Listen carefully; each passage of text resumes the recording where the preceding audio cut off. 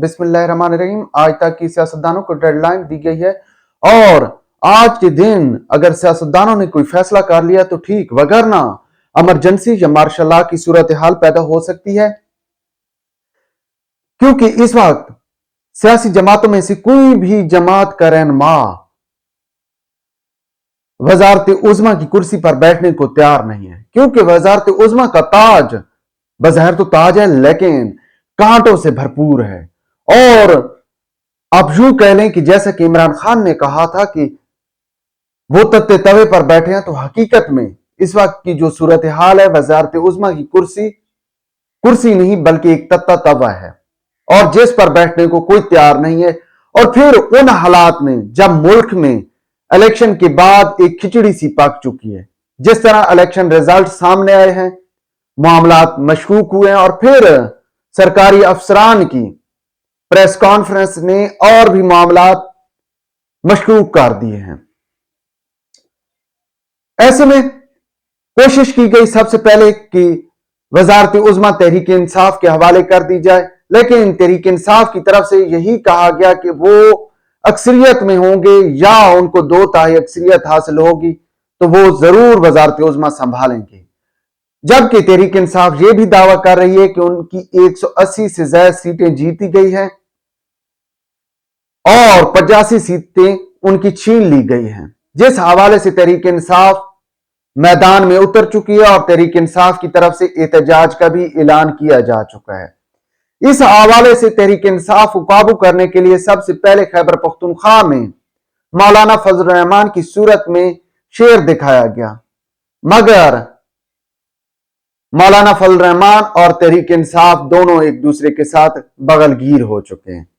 फिर peoples party को काबू करने के लिए सिंध में जीडीए की सूरत में या पीर पगाड़ा की सूरत में एक शेर दिखाया गया, तो पीपल्स पार्टी भी मान चुकी है कि आप हमें जहां पर कहें हम एडजस्ट होने को तैयार हैं। लेकिन नून लीग डट गई है। नून लीग कह रही है कि वो वजारत उज़्मा नहीं संभालेंगे, क्योंकि जो हालात हैं और खासकर जो साबका 16 माह शहबाज शरीफ की कारकर्दगी रही है, उस हवाले से नून लीग भी पीछे हट चुकी है। तो नून लीग पर अब प्रेशर डेवलप करने के लिए बहुत ज्यादा कोशिश की जा रही है। इस हवाले से सबसे पहले प्रेशर डेवलप किया गया कमिश्नर की प्रेस कॉन्फ्रेंस करवा के, और इस पर मैं तफसीली बात आपके साथ शेयर भी कर चुका हूं। तो बहरहाल अब दोबारा नून लीग के साथ और पीपल्स पार्टी के साथ आज मुज़ाकरात का आखिरी दौर है, लेकिन इससे पहले दोस्त ममालिक को बीच में लाया गया है और दोस्त ममालिक की तरफ से कोशिश की जा रही है कि नवाज शरीफ को मना लिया जाए और वजारत उज़्मा उनके हवाले कर दी जाए।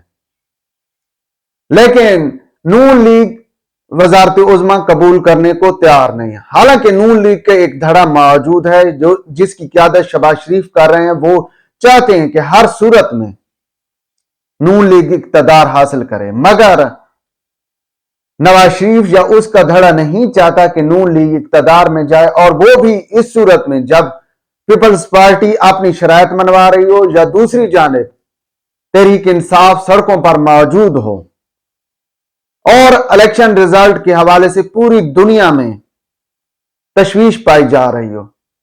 तो ऐसे में नून लीग भी पीछे हट चुकी है। इस हवाले से कल सऊदी सफीर को भी जाती उमरा में भेजा गया और कोशिश करवाई गई है कि नवाज शरीफ मान जाएं, लेकिन बहुत मुश्किल है।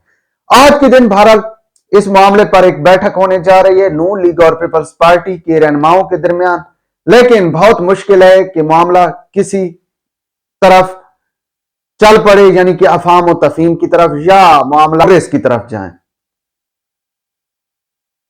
बहरहाल जो इस वक्त की सूरत हाल हमें नजर आ रही है वो यही है कि मामला मार्शल लॉ या इमरजेंसी की तरफ जाएगा, क्योंकि इसके बाद कोई ऑप्शन नहीं बचता। अब फिलफौर तो इलेक्शन नहीं हो सकते। ऑलरेडी इलेक्शन का बर्डन सरकारी खजाने ने बर्दाश्त किया है 49 अरब रुपए की सूरत में। अब दोबारा इलेक्शन तो फिल वक्त नहीं हो सकती, और यही होगा कि इमरजेंसी नाफिज कर दी जाएगी या मार्शल लॉ लगा दिया जाएगा। और तमाम सियासतदानों को ये बात बावर भी करा दी गई है कि आज का दिन उनके पास आखिरी दिन है और आज देखते हैं कि मामला किस करवट बैठता है।